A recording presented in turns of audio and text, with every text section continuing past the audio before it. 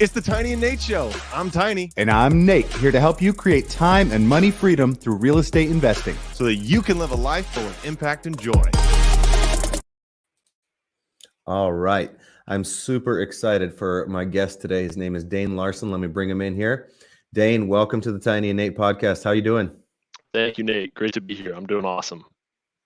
So we're sitting there having our Thai food the other day, and I'm thinking, here's a 20-something-year-old young man who is getting into real estate through house hacking. I just had to have you on the show just to share your story of how you're getting started. I think there's probably a lot of people out there who think, oh yeah, I've heard about real estate investing, I should probably get into that, but it can be really intimidating. Or maybe they're like middle-aged like me, 40-year-old somethings, and thinking, man, I wish I'd done that back when I was 20. And so I just wanted to inspire people with what you're doing, what you're about, with what you're learning. So let me just start with this. What is house hacking? Yeah, house hacking is a multitude of things. I mean, it could be from buying a small multifamily complex, which is less than 4 units, renting out the other units, living in one unit, and then just having the cash flow cover your mortgage. Or you go out at a different route. Mine was buying a single family home and then renting out the bedrooms to roommates. So individuals that I know or others that are just simply the traditional marketing, Craigslist, Facebook, that sort of thing. Right. So take me back then. What was the moment that you got in your head this crazy idea that I should house hack? I should house hack. Did you read something? Did you listen to something? How'd you get the idea? Bigger Pockets. Bigger Pockets is where I found house hacking. I think it was a single episode back in the earlier times where they brought up that concept. Yeah. House hacking is a great way to start. It's a low risk because you're living in the property. You can make mistakes and see them more quickly versus making the mistake and then not finding out for months down the road where it starts to affect your bottom line. You see it in the moment. And that's really where I found house hacking to begin with. Okay. So some Bigger Pockets episode. So when you say maybe that's, I think this would be true, that it's easier to get into than say buying an apartment building or something like that. What are the benefits of starting with house hacking from a financial perspective? I know you know a little bit about mortgage and whatnot. So what are the benefits since you're going to live in it? Does that mean that you can get cheaper rates on the mortgage? Yes. So with house hacking, you get a multitude of options with financing. Of course, you can have the more creative routes with seller financing or lease options, but I went the traditional route and went with your typical bank mortgage. The first time home buyer program allowed me to put as little as 3% down. I went to go with 5% because of the private mortgage insurance was a lot more reduced at the 5% mark, and it allowed me to cash flow a little bit more, and I still had the reserves that I needed to feel comfortable in case something happened later on down the road. Okay, so take us through the whole story. So you were listening to Bigger Pockets. How did you find the deal? How'd you finance it? How'd you find the roommates? And then break down the numbers for us. Just kind of take us through the whole thing here. Yeah, this first house was about a 2.5 year process. So it did not happen overnight. I didn't just wake up in the morning and said, "Hey, I'm buying a house and throwing roommates in it and I'm cash flowing." It started out with a lot of analysis paralysis for that first year. That was just getting over mindset hurdles of, can I afford this? Is this really something I should do? Is it a risk that I need to take? And that last year was where I really started to buckle down on my marketing. So I was doing direct mail, going straight to sellers, reaching out to various realtors in the industry, introducing myself as someone looking to purchase a home.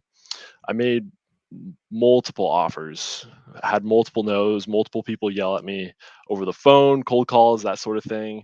It wasn't until last fall where this property came on the market and I had built criteria in an Excel spreadsheet stating purchase prices for each home and then the number of bedrooms it would have to have in order for me to cash flow. So I knew exactly what my criteria was.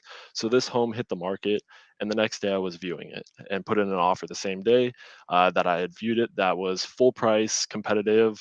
I was able to actually negotiate the sellers to carry closing costs, which in this market seems absolutely crazy, but it allowed me to fully leverage the property and get the most cash on cash return for it.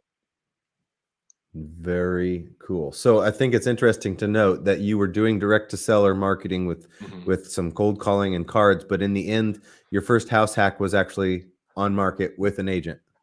It was, and that's one thing that people say you can't find deals on the MLS, but really you just need to have you have to have your 3 or 4 buckets of marketing that you hit every time and be consistent with all of them because you don't really know where that deal is gonna pop up.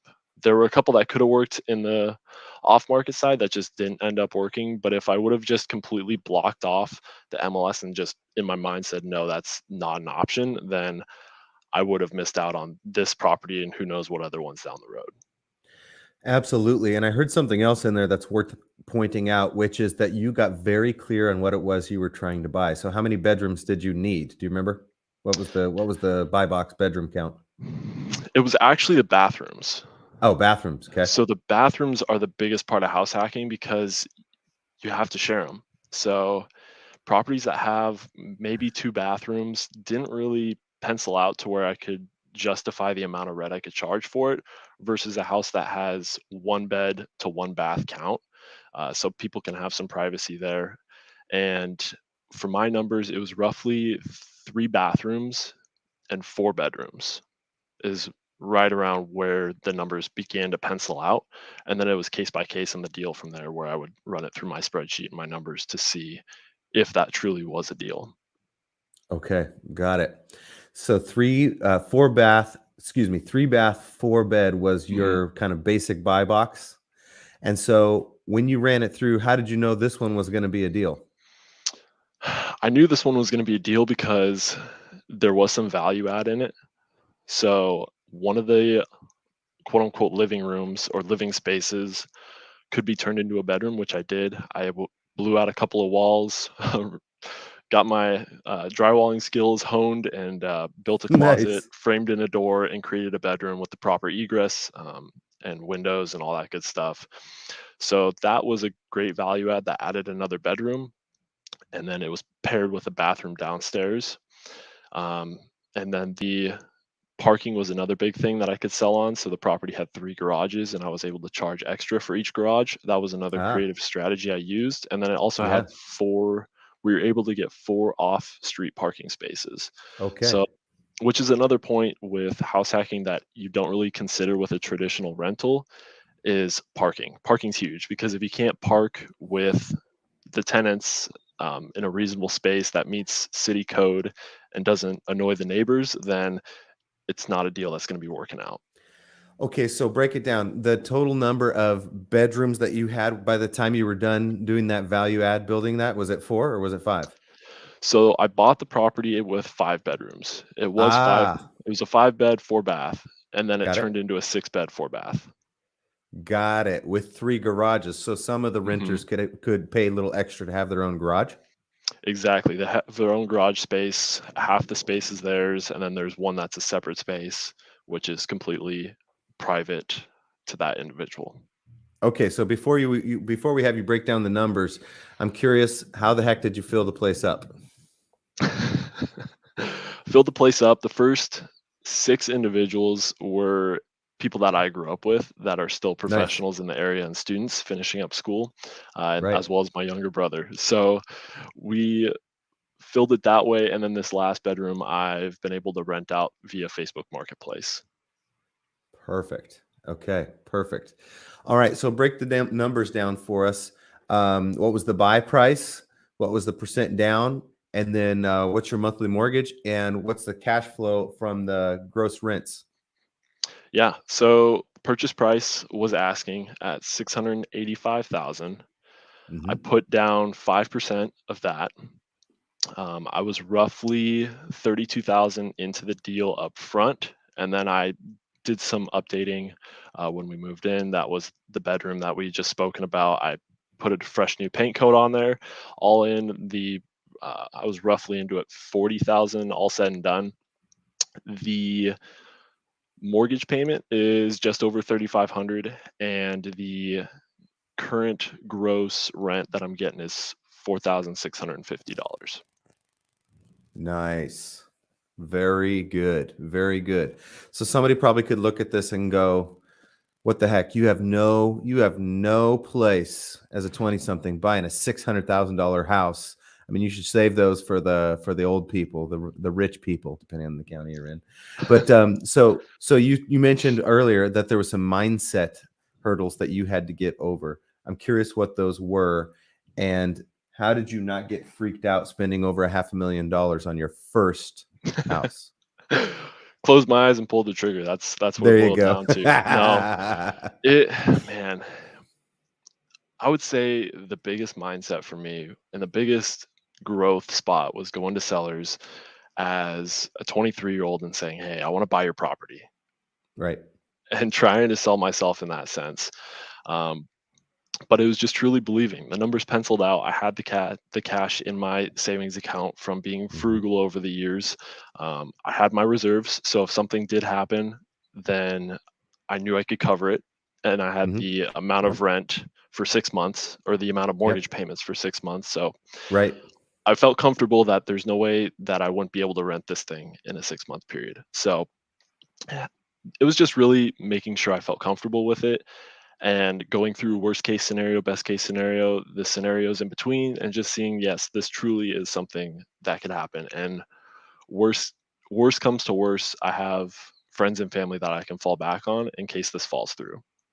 Right, right. Mhm. So I'm really curious what your hope is.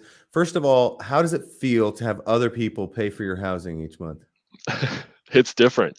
It feels bizarre. I think the biggest thing for me, honestly, was tax season.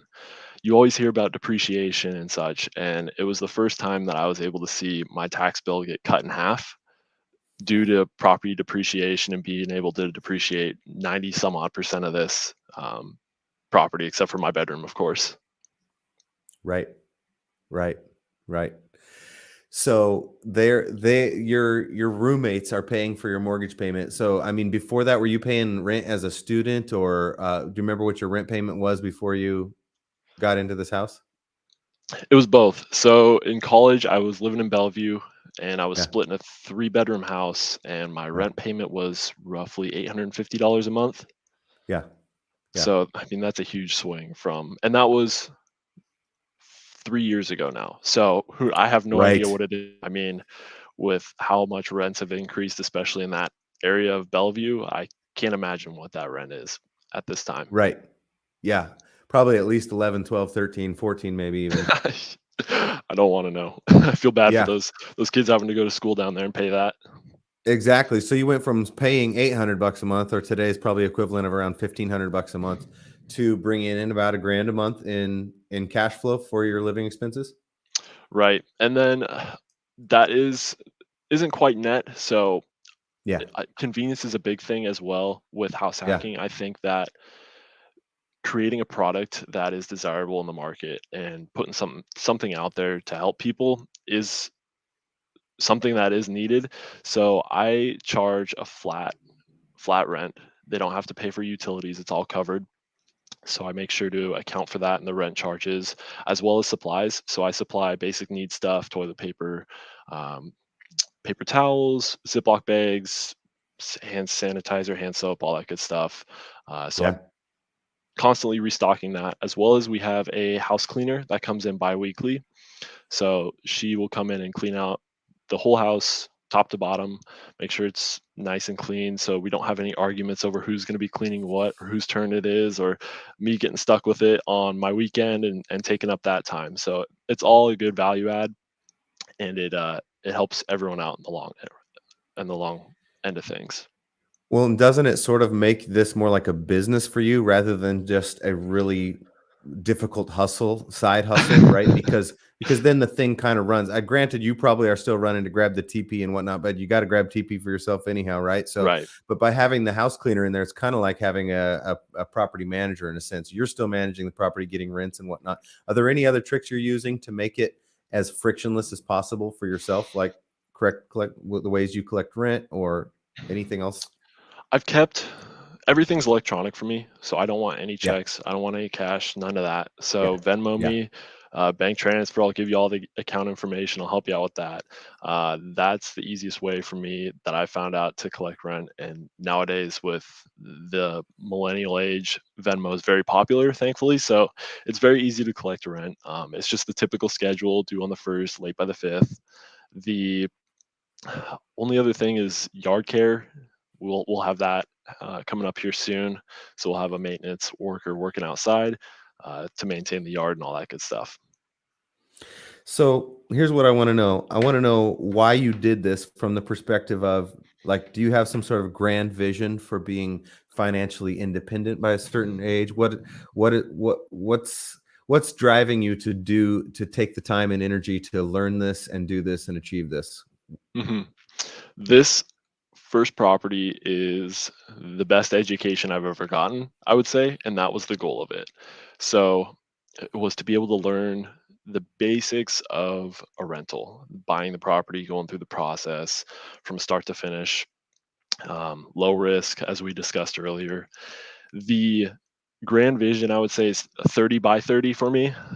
I want to have 30 doors by the age of 30. I think that would put me in a good place to be able to um, not quit the day job, but be able to take those getaways, those extended getaways, or focus on different business ventures, whatever that may be.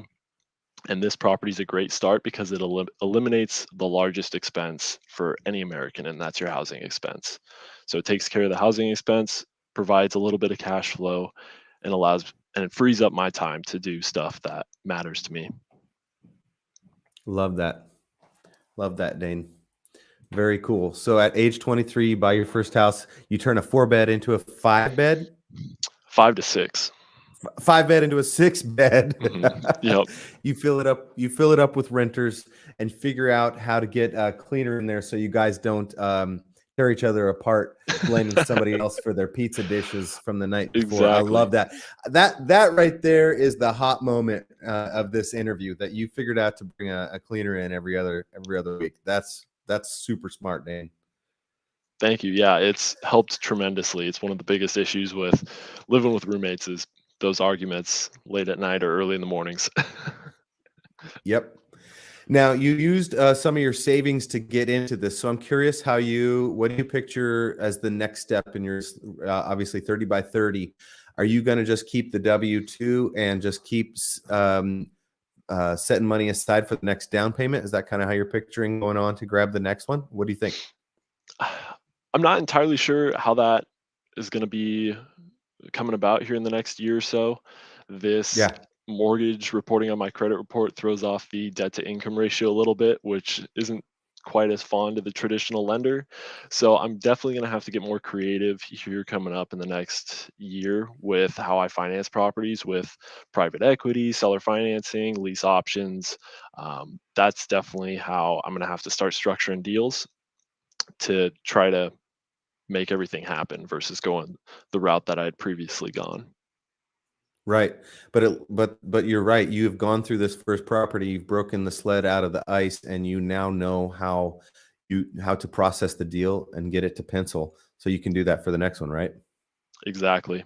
Yep. I know all the numbers. I know the mistakes that I made in trying to figure out how much things cost in terms of materials or labor for myself or industry professionals, as well as time too. How long it takes to close on a property, how long I can judge for when I can get rooms or units rented, that sort of thing. Yeah. Why don't you leave us with that? Because everybody sees your win, which is awesome. And obviously, you already shared. It wasn't like you got the first. You didn't knock on the first door or call the first call or send the first piece of mail and get a deal. Like you struggled for over a year before you got this first one, which people they don't see you in the trenches doing that. But when it comes to those learning lessons, what's the biggest one that sticks out to you? You just kind of glossed over a bunch right there, but um, what was the mistake or the speed bump that you hit that you learned from in that? The biggest mistake and speed bump that I hit was my self doubt in the beginning because that took up time and you can't get time back. You can get money back, you can create and generate more wealth, but time is not something that's going to be reoccurring in our lives at this point.